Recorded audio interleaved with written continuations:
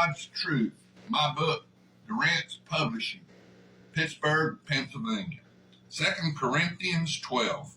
And my book has 365 of the greatest, in my opinion, teaching lessons in the Bible. And I tell you what the numbers mean, and I tell you what the words mean in Hebrew, Greek, and Chaldean. So if you want to learn the truth, you just keep listening. Tell all your friends.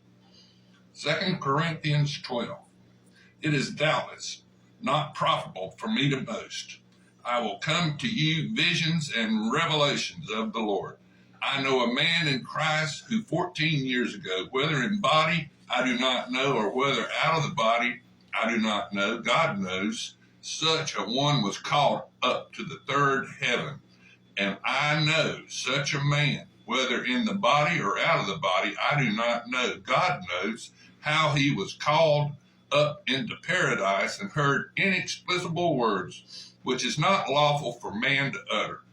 Of such a one I boast, yet of myself I will not boast, except in my infirmities. For though I may desire to boast, I will not be a fool, for I speak the truth.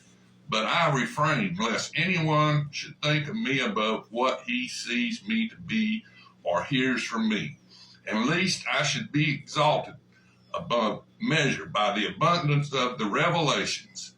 A thorn in the flesh was given me, a messenger of Satan to buffet me, lest I be exalted above measure. Concerning this I pleaded with the Lord 3 times that it may depart me.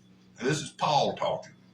And he said to me, my grace is sufficient for you, for my strength is made perfect in weakness. Therefore, most gladly I will rather boast in my infirmities, than the power of Christ may rest upon me.